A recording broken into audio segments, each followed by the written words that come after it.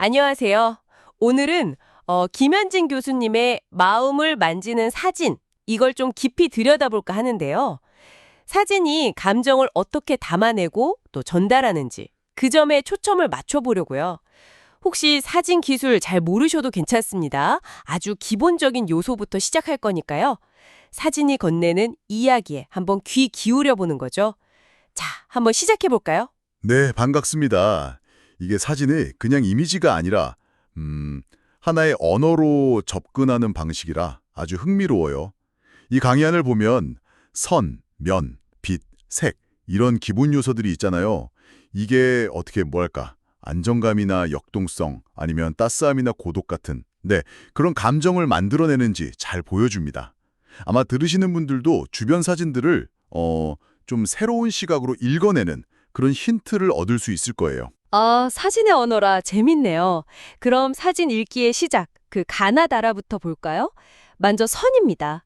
강의 안에서도 선 종류에 따라 느낌이 다르다고 하죠. 네, 맞아요. 정확해요. 선은 진짜 기본 중에 기본이죠. 예를 들면 수평선. 딱 보면 어때요? 뭔가 편안하고 안정적인 느낌? 바다 수평선 같은 거 보면 그렇잖아요. 그렇죠.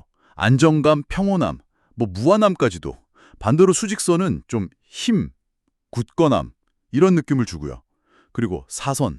이건 딱 봐도 움직임이 느껴지죠. 역동성. 때로는 좀 불안정한 느낌도 주고요. 아, 그렇군요. 곡선은요? 곡선은 부드러우니까 리듬감이나 생명력 같은 거, 우아함도 있고요. 그 화가 칸딘스키도 직선을 무한한 움직임의 가능성을 지닌 가장 간결한 형태라고 봤거든요. 그 안에 담긴 긴장감 같은 걸 이야기했죠. 그러니까 선 하나에도 정말 다양한 감정이 담길 수 있다는 거예요. 와, 선 하나가 그렇군요. 그럼 선이 모여서 면이 되잖아요. 그 면의 느낌, 질감, 이것도 중요하겠네요. 예를 들어 울퉁불퉁한 벽이랑 매끈한 유리창은 확실히 느낌이 다르니까. 네, 맞습니다. 그리고 그 질감은 결국 빛이 있어야 드러나는 거고요. 아, 빛이 있어야. 네, 강의 안에 보면 빛을 잘 받아서 부드럽게 표현된 면 있잖아요. 그런 건 좀 따스함, 위로 이런 걸 전달하고요. 반대로 거칠고 좀 강한 질감은 아픔이나 고난, 시련 이런 감정을 느끼게 할 수 있다고 해요.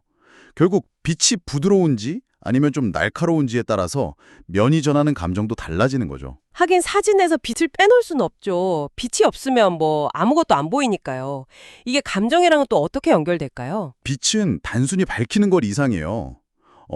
공감감도 만들고 또 내가 보여주고 싶은 주제를 딱 강조하기도 하고요. 네, 그렇죠. 예를 들어 부드러운 빛, 확성광 같은 거는 좀 온화하고 평화로운 느낌을 주고요.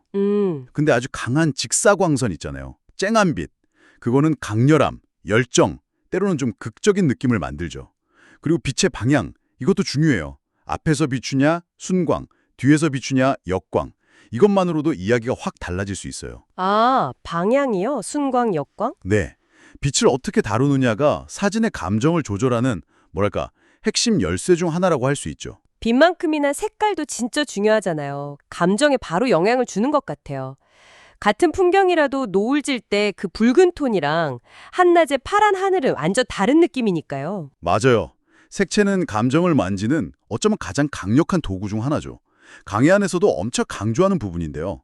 아시다시피 노랑, 주황 이런 따뜻한 계열색은 온화함, 행복, 에너지 이런 느낌이고요. 네. 아니면 두려움, 소망 이런 걸 나타내기도 하고요. 흰색이나 검은색은요? 흰색은 보통 조화, 깨끗함, 순수함 아니면 좀 비어있는 여백의미 이런 걸 나타내고 검은색은 좀 무게감, 슬픔 아니면 잘 모르는 미지의 느낌 이런 걸 주기도 하죠. 듣다 보니까 이 사진의 기본 요소 하나하나가 마치 감정을 나타내는 단어들처럼 느껴지네요. 선, 면, 빛, 색. 근데 이 강의 안에서는 사진을 찍는 그 행위 자체에도 좀 특별한 의미를 둔다고요? 네, 맞아요. 그 점이 또 아주 흥미로운 포인트인데요.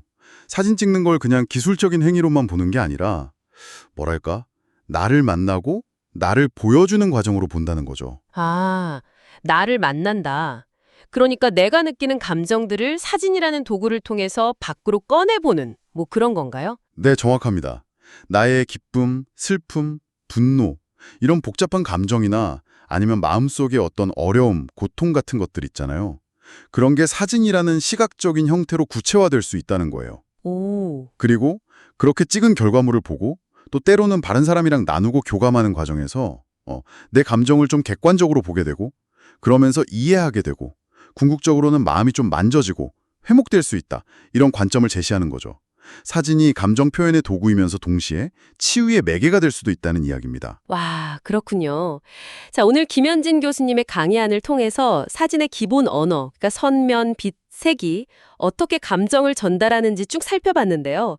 결국 중요한 건 엄청난 기술보다는 내가 지금 뭘 느끼고 또 뭘 표현하고 싶은지 그 마음이 아닐까 싶네요. 여러분 손에 있는 스마트폰 카메라로도 충분히 시작할 수 있다는 이야기이기도 하고요. 자신의 마음을 들여다보는 첫걸음으로요. 네. 마지막으로 청취자분들께 이런 질문을 한번 던져보고 싶습니다. 사진에서 무언가가 보이는 것만큼이나 어쩌면 보이지 않는 것도 중요할 수 있다는 생각 해보셨나요? 예를 들면 흑백 사진에는 색이 없잖아요. 그 색의 부재 또는 아주 깊은 그림자 속에 가려져서 잘 안 보이는 디테일들 이런 없음이나 생략이 오히려 어떤 감정을 더 강하게 만들거나 다른 이야기를 하고 있지는 않을까요? 다음에 사진을 보실 기회가 있다면 그 비어있는 공간 혹은 일부러 감춰진 듯한 부분이 어떤 이야기를 건네고 있는지 한번 귀 기울여 보시는 건 어떨까 싶습니다.